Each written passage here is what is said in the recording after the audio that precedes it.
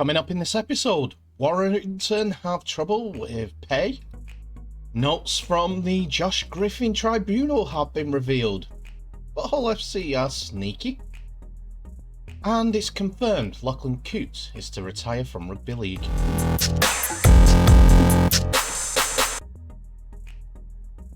Hello ladies and gentlemen, and welcome back to the channel Held Dominance. Anthony here. Please remember to like and subscribe, and also click that notification bell if you're enjoying what you're seeing and if you want to continue seeing more. So I have got 3 rugby league stories for you, one that I alluded to yesterday in regards to Warrington Wolves, and that is where we start, as the British government have named Warrington Wolves among more than 200 employers in failing to pay the minimum wage to their lowest paid workers. The Super League outfit were named as number 54 out of a list of 202, in what was said that they failed to pay £7,720.61 to 34 of their workers. Warrington have since issued a statement in response to the reports, with the story that came out on June the 21st. The press release, shared by the Department for Business and Trade and Kevin Hollinrake MP, stated that companies named and shamed range from major high street brands to small businesses and sole traders, in an attempt to show a clear message from the government that no employer is exempt from paying their workers their statutory minimum wage. The statement also confirms that the businesses named have since paid back what they've owed to their staff and have also faced financial penalties, whilst the investigation by the Her Majesty's Revenue and Customs, HRMC, concluded between 2017 and 2019. However, Warrington have since released a statement to clarify the issue by the government's press release. It's read, the Warrington Wolves are aware of today's government story regarding the national minimum wage. The club's minimum hourly pay has never fallen before the national minimum wage, and no staff have ever been underpaid. The 44 cases mentioned took place back between 2013 and 2018. The cases related to colleagues who were able to purchase merchandise or tickets and have the money deducted from their salary, which in turn took some cases to below national minimum wage. This incentive has been since stopped. Additionally, some colleagues were not paid within the strict time period specified in the national minimum wage regulations. This was remedied as soon as the club became aware of the issue. The HMRC rule regarding the national minimum wage came in around about 2016, as I was working for a sports club at the time and became aware of the situation when it came to pay. Since Bolton Wanderers had dropped down from the Premier League, they were in a financial position, and still are, as some say, in regards to their overall finances. And when I was paid as an employee during the Premier League years to keep on with the job, it became a voluntary role, shall we call it that. You get tickets, which were good to help out, but otherwise I wasn't paid. But because I was on the books at Bolton Wanderers as an employee, the rules came in said that I had to be paid, and they enforced that with back pay to the dates where these rules came in. That was before the previous owners were employed. It is a strange one, but Warrington Wolves are very, very proficient when it comes to their finances, as we know, with the high quality players that come in. But I think they just got mixed up in that scheme where employees could pay for stuff through their wages. You can't do that now.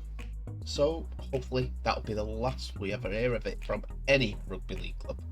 Next we come to Josh Griffin, as his suspension has been revealed in regards to how many games he would miss. And last night he missed the first of 7 games that it was issued by the RFL disciplinary. Since that announcement was made about the ban, the RFL have released the minutes from Josh Griffin's independent tribunal hearing that took place on Tuesday night. The whole-back rower was found guilty of questioning the integrity of referee Chris Kendall and suspended following his red card in Saturday's Challenge Cup defeat to St Helens. Detailing a version of events from both Kendall and Griffin, the former accused the latter of calling him a strong F-word cheat after a yellow card was given.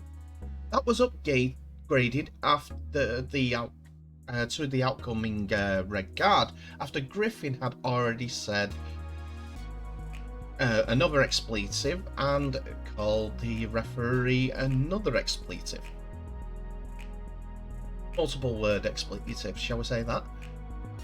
Griffin differed in his version of what he had said, but he admitted to abusing the match official.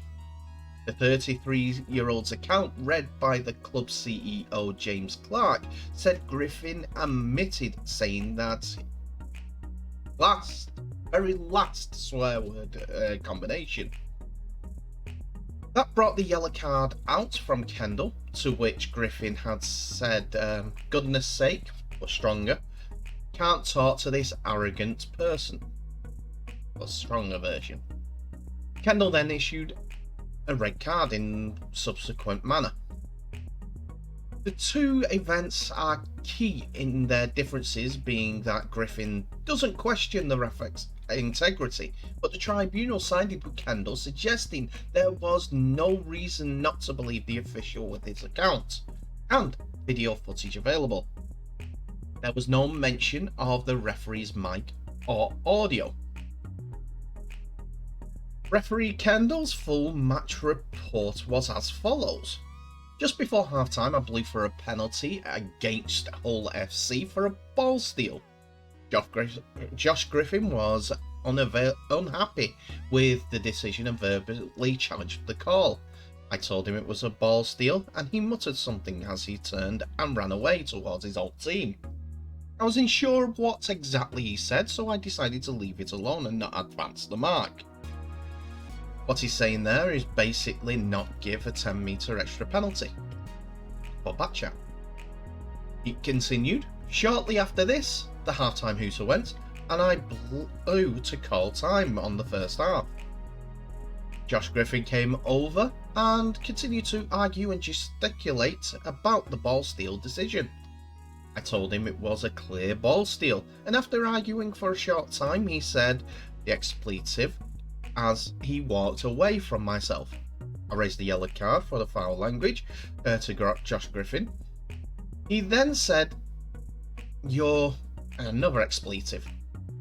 He began to head towards the tunnel when he then turned back towards myself and said, "Expletive cheat." I then upgraded the card from a yellow to a red. The panel told Griffin his actions were unnecessary and against the true spirit of the game. The grading was then challenged by Hull, but the overall verdict was that the grading was correct and that the grade F with a suspension range of 6 matches plus would stand. The panel listed the following points as part of their grading reasons. The match review panel were concerned at the behaviour of Mr. Griffin. Mr. Griffin was firstly sin-binned and then red-carded following the incident. The match review panel saw no reason to disbelieve the referee. The footage supports that there was a clear interaction between Mr. Kendall and Mr. Griffin, and this was initiated by the player. Mr. Kendall is clear, and that he says he witnessed Mr. Griffin state these words. This amounts to abusive behaviour towards a referee and questioning his integrity. The panel believed that Mr. Griffin's actions were unnecessary, against the true spirit of the game, and brings the game into disrepute. Under 1.2 of the on-field sentencing guidelines, it states that the disciplinary system must support and protect match officials. Mr. Griffin's standards have fallen below what is expected of a player and amount to misconduct. And all this led to multiple sanctions and the 7-game ban. But Hull FC have found a loophole in rugby league's rules and recommendations when it comes to serving these bans, as Griffin will serve one match of the ban in a Hull FC reserves game, with the black and white set to make the most of this loophole in the rules. The second string format is allowed to be used as part of the suspension when there's no first team game taking place on that particular weekend. That will see Hull reserves game against Castleford Tigers scheduled for Saturday the 22nd of July, which is on the Challenge Cup semi-final weekend, count towards the ban, meaning Griffin will miss 6 Super League games and not the 7 initially handed out. This will mean the 33-year-old will be available for Hull selection once again away at Wigan on Friday the 18th of August. He will miss the club's Super League fixtures against St Helens, Catalans, Hull KR, Castleford, Huddersfield and Wakefield. The same loophole was used to buy England back rower John Bateman before the Rugby League World Cup last autumn, but who used the England's Knights game as on a standalone weekend to reduce the matches missed in the tournament. So, while he's got 7 games, it's not going to be 7, it's going to be 6. He wasn't expected to play in the Challenge Cup weekend anyhow, so one way to get around the rules. And finally, we have the confirmation that Hull KR fullback Lachlan Coote has made the decision to retire with immediate effect on medical advice, following a series of concussions over the past 2 seasons. The 33-year-old brings down the curtain on a glittering 15-year professional career, having made more than 250 career appearances for Penrith Panthers, North Queensland Cowboys, St Helens and Hull KR. Coote, an NRL Premiership winner, 3-time Super League Grand Final winner and Challenge Cup winner, also earned international honours with Great Britain and Scotland. Coote had already announced his plans to retire at the end of the season, but earlier this week he received medical advice to retire immediately. His coach at Hull KR, Willie Peters, said, "On behalf of everyone at Hull KR, we like to congratulate Lachlan on a wonderful 15-year career. Lachlan is a proven winner and no doubt continue that into his retirement. His leadership qualities are right up there with the best and he's achieved everything in the game. It's a sad situation having to retire halfway through the season. His health and his family, however, come first, and the decision is the right one for him and his family." Coote had said himself that it was a difficult decision to hang up his boots with immediate effect, but it was the right one for him and his family. He went on to say that, "After suffering another concussion at the Magic Round, my 5th concussion in less than 5 years, I knew I was going to be faced with some tough conversations. Over the past 3 weeks, I focused on gathering as much information as I can from my concussion specialist to help me make a decision on my time left here at KR. With support from my coach Willie Peters, Paul Larkin, Neil Hudgell and the medical team at Hull KR, I've made the difficult decision to retire immediately. Rugby league has always come first before anything. Now, I think it's time to put my health, my future, my family first, and hopefully have a long and healthy life with the ones that have supported me my whole career and will continue to support me for the rest of my life. My beautiful 2 kids and my beautiful wife Laura. I still find it hard to come to terms with the decision. And it has been a very emotional few days, knowing that I will not get to play alongside my teammates again and finish off what we started. I know this club and this team will be just fine without me. There is exciting times for Hull KR. Selwell Group Craven Park is a very special place to me, and I've loved every moment of playing in front of the heart and soul of the club, the Hull KR fans. I want to thank you all for the love and support you have shown me and my family. It's been a pleasure to have been a small part of this great club's history. The Scotland International, the Australian, the NRL winner, whatever you want to call him, departs Hull KR with their very best wishes. As the Chief Executive Paul Lachlan added, nothing is more important than health and family, and with no doubts, Lachlan has made the right decision. Whilst fully understanding how difficult that decision has been, it's evidence to see within the club the overwhelming positive impact Lachlan has made at Hull KR as a player, leader and a person. We wish Lachlan and his family all the best for the future as they start their new exciting chapter back home in Australia.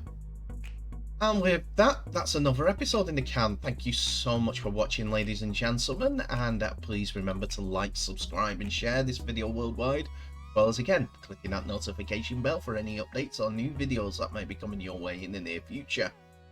Tell me what your thoughts are on today's episode in the comment section below, as there's 3 rugby league stories that I think you deserve to know. Anyway, I will end the episode early this time by wishing you all the very best. So please stay safe, and I'll see you in the next episode.